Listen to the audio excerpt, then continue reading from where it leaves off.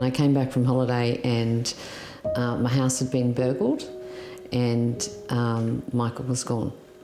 So I went to the police and I did say to them that there's no way that he burgled me. I do not think that at all. Almost 27 years ago, Nicole Zarita's life was irreversibly changed. Michael Gardner, also known as Michelle, lived with Nicole and her two sons before he disappeared in September 1997. Yeah, he was an absolute delight. Very, very happy young man.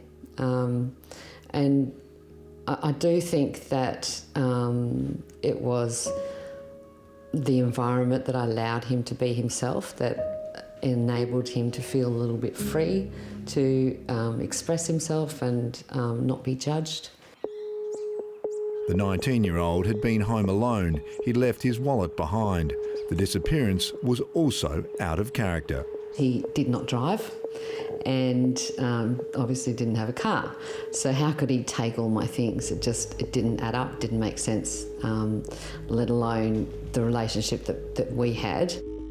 It was around this time she met John Bunting through Robert Wagner, her cousin's fiancé.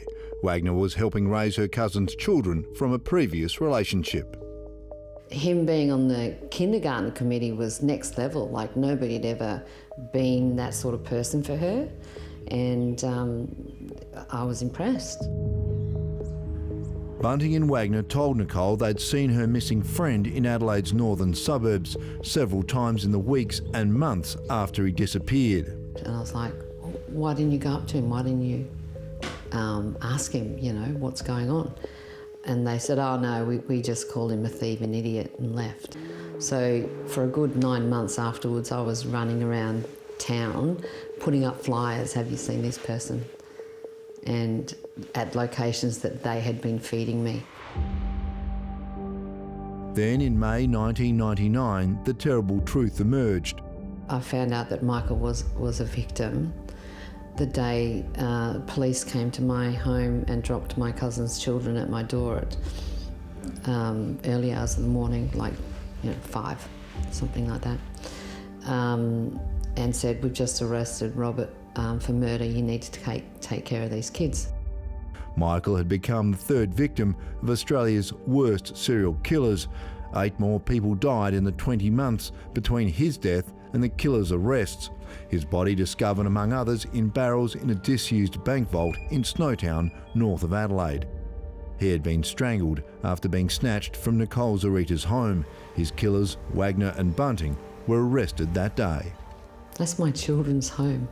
I was angry. Who the hell do you think you are that you can come into my home where my children live? I thought you were a decent human being. I think it was just a game to them. It's hard to understand it, like, I didn't do anything to these people. And I don't think that most of these victims did anything to these people.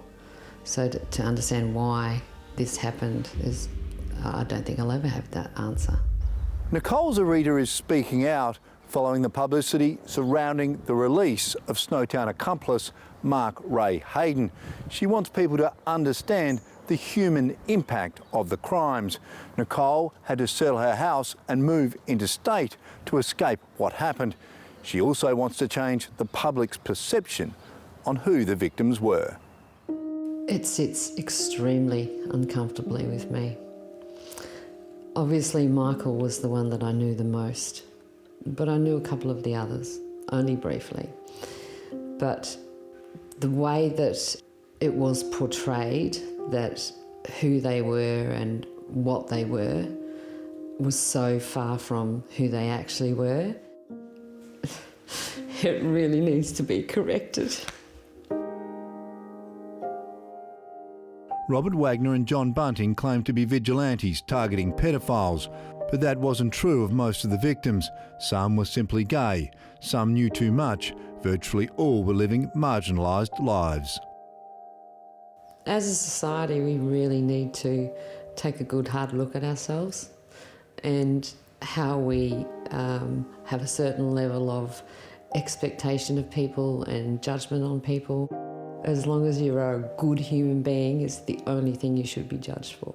When we do judge and stigmatise victims or even blame victims for crime, that compounds the trauma of those left behind. The Commissioner for Victims' Rights, Sarah Quick, says when people are marginalised, they face greater risks.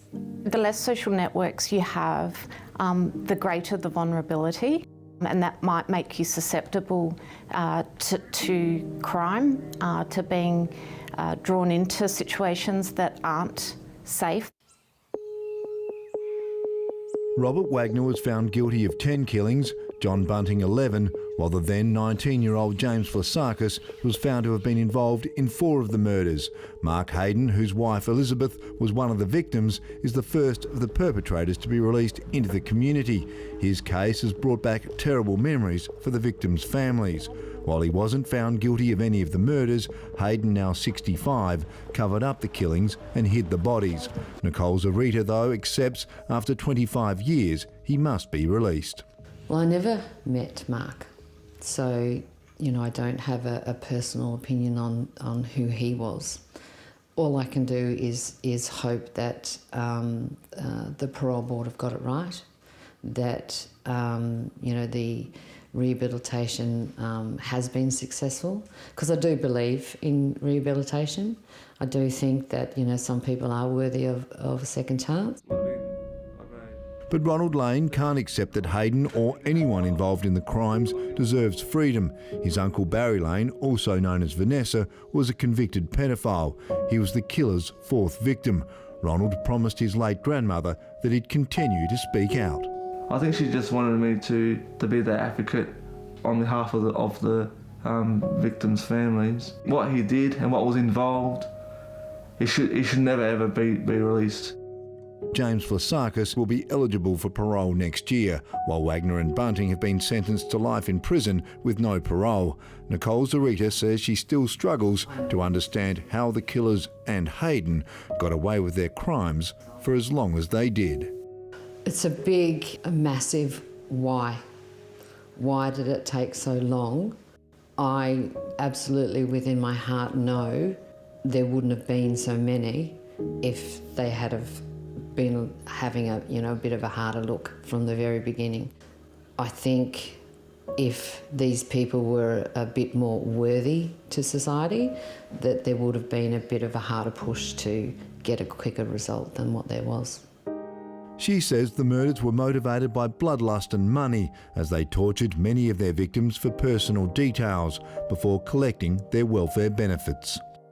John Bunting and Robert Wagner want to portray that all of these people were lowlifes of society that deserved to die, when the truth is that they were just psychopaths that were feeding their own joy and getting the benefit, the financial benefit afterwards. And that's it, point blank. I don't think anybody deserves to be a chosen victim because of somebody else's opinion, no matter what they've done. It's not up to the individual to decide who gets to live and who doesn't. Like everyone who lived through the killings and their aftermath, Nicole continues to feel their impact, but she's determined, along with her family, not to let what happened to them in Adelaide's northern suburbs stop them living their lives. It was very difficult, and we're all very proud of ourselves for how we've handled it, how we've allowed each other to discuss it and seek help where we've needed to seek help, and